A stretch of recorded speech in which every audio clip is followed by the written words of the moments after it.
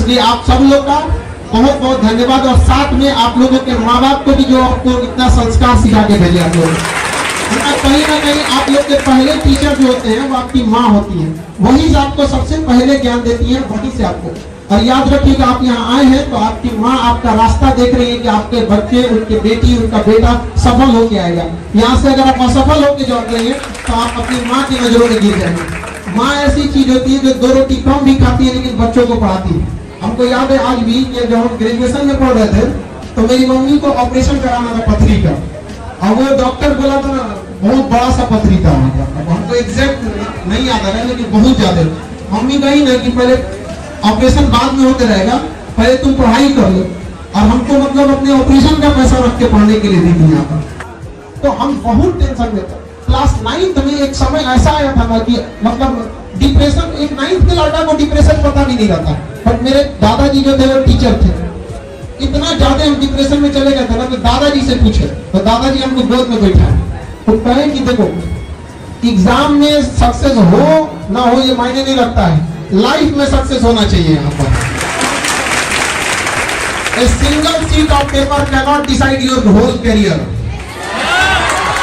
पढ़ाई का देखिए, शिक्षा का अर्थ होता है सर्वांगीण विकास। आप दिल से पढ़ाई करिए, हम वादा करते हैं आप छीन लीजिएगा जो आपका अधिकार बनता है।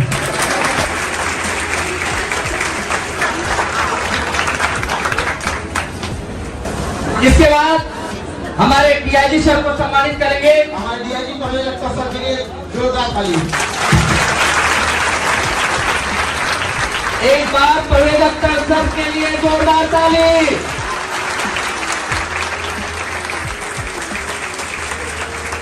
और हमारे दूरदर्शन के कवि जी जिनका आप नाम सुनते होंगे आपके सामने,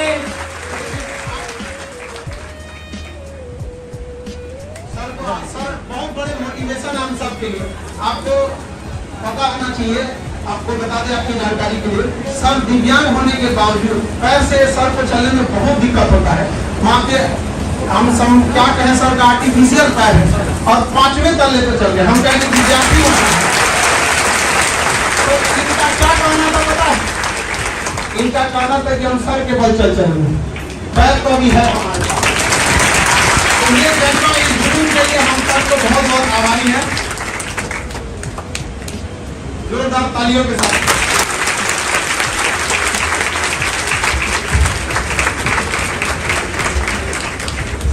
अब हम राजकुमार सर का स्वागत करेंगे। डायरेक्टर सर है दूरदर्शन के।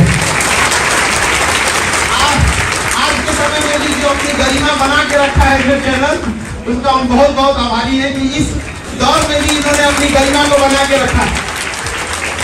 वरना इस टीआरपी के दौर में लोग क्या कहना कर दिए जिसका कोई हद नहीं। आप पढ़े लिखे लोग हैं, टीवी तो देखते होंगे यहाँ पर। तो बहुत बहुत आपका धन्यवाद, आप यहाँ आए।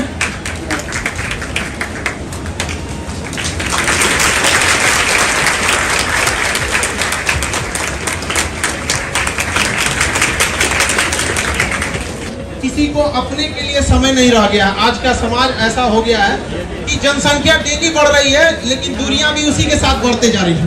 एक वक्त था जब कई पड़ोसी साथ रहते थे और आज एक ही घर में कई पड़ोसी हो गए हैं। इस भाग दौड़ की दुनिया में भी सर ने इतना समय निकाला और इस 5वें तल्ले पे चढ़ने के लिए हम सब लोगों का बहुत तहे दिल से धन्यवाद देते हैं।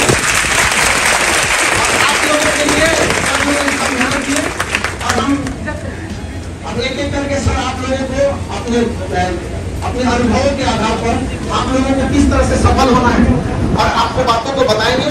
गर्मी बढ़ रही है लेकिन जो आपके चेहरे की जो मुस्कान मैं देख रहा हूँ और हौसले की उड़ान की जो चाहत देख रहा हूँ, आकाश को छूने की जो चाहत देख रहा हूँ, उससे मेरा मन बहुत ही आनंदित हो रहा है। मुझे लगता है कि सर लोगों ने बहुत कुछ बताया है समय के बारे में, बहुत चीजें। कम समय में मैं आपको एक दो चीजें बताना चाहूंगा अपने बारे में भी कि कैसे एक संगीत का कलाकार जो पूरा वर्ल्ड घूमा कम उम्र में और लेनिनग्राड, ताशकंद, रीगा, तमाम जर्मनी, जापान और 50,000 लोगों के बीच में संगीत का परफॉर्मेंस देकर और ताली की गूंज इस कान में गूंजी, वो व्यक्ति अपने माता पिता, अपने गुरु का मान बढ़ाने के लिए अपने उस लिंग को बदल दिया। ये मैं बताऊंगा, लेकिन बच्चों आप लोगों से एक चीज मैं पूछना चाहूंगा कि आप लोग मेला में या भीड़ में जरूर गए होंगे, गए हैं ना? तो आपने एक चीज का ध्यान रखा होगा कि या तो आपके मम्मी पापा या गार्जियन आपका हाथ पकड़ के रखे होंगे, या आप अपनी उंगली उनके हाथ में दे दिए होंगे कि मेरी उंगली पकड़ के रखो। या तो माता पिता पकड़े होंगे या आप उनका हाथ को जोड़ते। इसका कारण क्या था? आप कहीं उस भीड़ में गुम ना हो जाएं, खो ना जाएं, इसलिए गुरु माता पिता आपका हाथ जोर से पकड़ा है। इसलिए मैं खान साहब को मैं बहुत ही तहे दिल से इनका मैं शुक्रिया अदा करूंगा कि ये एक ऐसे माता पिता से भी बढ़ के गुरु हैं जो अपने बच्चों का हाथ जोर से पकड़े हुए हैं कि वो भीड़ में खो न जाए। तो ऐसे गुरु को तारीफ करता हूं और जोरदार तालियां बजाइए।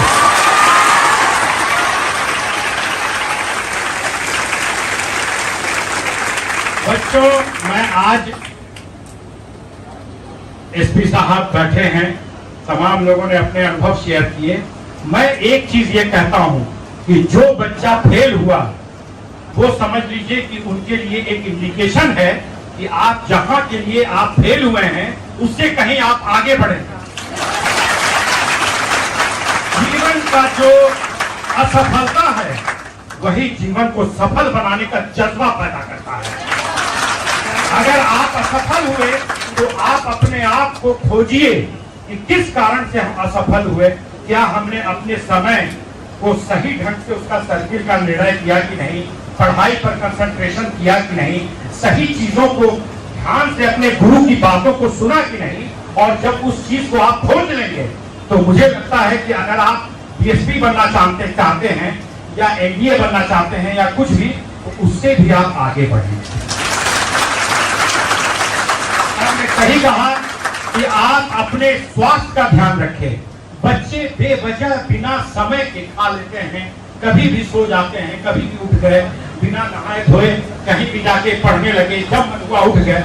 नहीं, समय रूटीन बनाइए। आप सुबेरे उठते हैं, सुबेरे से लेकर रात तक 24 घंटे का एक रूटीन बना हुआ होता है, और उस रूटीन को जो जीवन में फॉलो करेगा वो निश्चित ही बहुत आगे बढ़ेगा।